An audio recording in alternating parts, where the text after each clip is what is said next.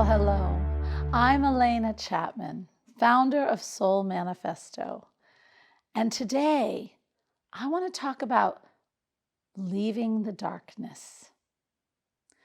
You know, sometimes we can get so wrapped up in the disasters of our lives or the situations that are giving us so much trouble.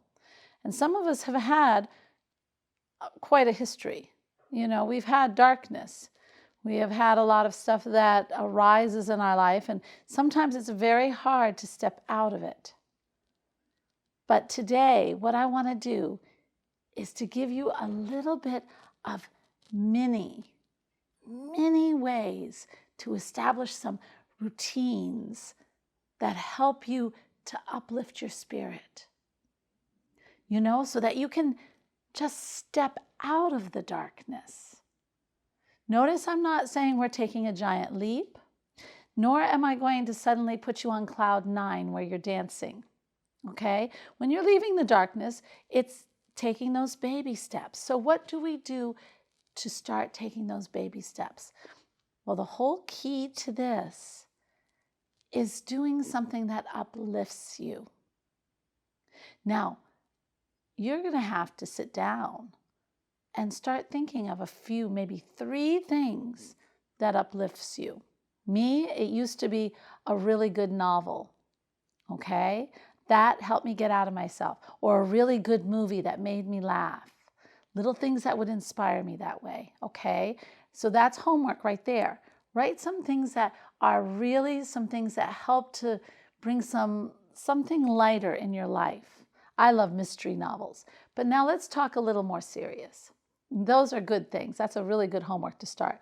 But then we want to establish the routines. And the routines are like, I have a morning connection. I have a morning connection that starts with gratitude.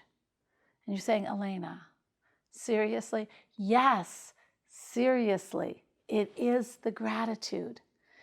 In my toughest hours, when I had a mentor, I had Bob Proctor as my mentor. This is a funny story. So things were just not going right, and everything was just hard. And I was not happy. And I texted him, and he was from The Secret. Anyway, I said, hey, can you talk? And it was a Sunday morning. And he said, sure. It was 9 o'clock on a Sunday morning. So I called him, and he said, in 50 years of all my mentorship, no one has ever dared call me on a Sunday morning. Well, that was his first. So, but this is the thing he asked me. Are you doing any gratitude? And I had to say, well, not really at this time. Boom, I was caught. So gratitude. Gratitude helps you to bring the very best out of your life. Not the darkness, but the very best. And even if you can write 5 to 10, and you know what? I would go so far as to even get a special little notebook that's just for my gratitudes. And I would get my favorite coffee or my favorite tea and sit out, and in fact, I actually do, sit out where I really love it. I call it my sacred porch, or if it's raining too hard or snowing and too cold, then I'll sit in my favorite chair, and I call it my Alice in Wonderland room. And I sit and I write out my gratitudes, and I feel each one. I feel when I say thank you for my dogs, and I see my little one jump in my lap and my big red dog licking me all over. He's like 100 pounds. He's always licking. And I just feel that joy I have with the dogs or with my boys. So it's important to feel. And then I close my eyes and I say, how may I serve the best today? And I allow whatever comes into my mind, whether that's have fun today, Alena, or help somebody help your neighbor. Whatever I get, that's what I do. And then I send loving light to any person that's bothering me or any situation that's bothering me. And I see that loving light just enfold around them. That's part of my morning every morning now. So that's a good routine to start. Second, exercise is another thing you can add.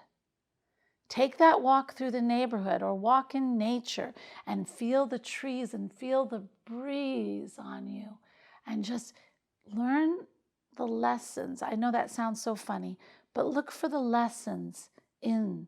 Spirit is everywhere. You know, we believe that God is omnipresent. Well, omnipresent is everywhere. Spirit is in every tree, every leaf, everything on this earth has spirit in it, including us. So let's take a walk in the woods or take a walk and look at other people in the neighborhood. That's all spirit. And you never know what will appear or what you will hear or what idea will come to you, but allow it to lift you. And it's exercise, which releases endorphins. So exercise. And then, what am I listening to? Am I taking on the heaviness of the day by listening to every news thing in the whole wide world or people complaining? Well, that's going to put me deeper in the darkness. I want things that are going to help me step out. And I'll listen to maybe some really cool spiritual stuff that gives me something in more faith in something bigger than myself. There's Troward. There's me. Soul Manifesto. You're in the right place. But there's also Troward, Neville Goddard. There's spiritual leaders all over on top of me. Well, listen to us and start to learn about that bigger picture and the wonderful bigness in your life. That helps. It gives you inspiration. So there are some really good ideas to start forming routine in your life. And maybe even start creating something. Start painting. Or I love to get out of my head. I'll either do, I'll plant plants in my garden. I took a pottery class. Was I a wonderful artist? No, I think my poor little pot on the wheel looked more like mud, but it didn't matter. It was getting my hands into it and creating whatever I'm creating just to release, Paint a picture. It doesn't matter if it's not a Picasso. It matters that you're getting it out of you and you're creating something new and fresh. These are little routines that you can start trying and stepping out of that darkness. Everyone has darkness. Everyone has that side of them, that experience, that heaviness. And I'll tell you what, when we want to live in that, coming out of that is taking baby steps. And every baby step you congratulate yourself on. I'm so glad I read that book today, that novel. That was so cool and that felt so good. Do things that feel good and start to leave that space. And before you know it, you'll start getting momentum. And you'll do more and more things that start to uplift you and build that belief in something bigger. And the darkness will start to fade. It truly will. As always, remember, love is spirit, not darkness. Love is spirit, and spirit is love. I'm Alena Chapman, and as always, Namaste. Thanks for watching. Don't miss out on a single thing. Subscribe below. And here's something else I think you'll enjoy. Namaste.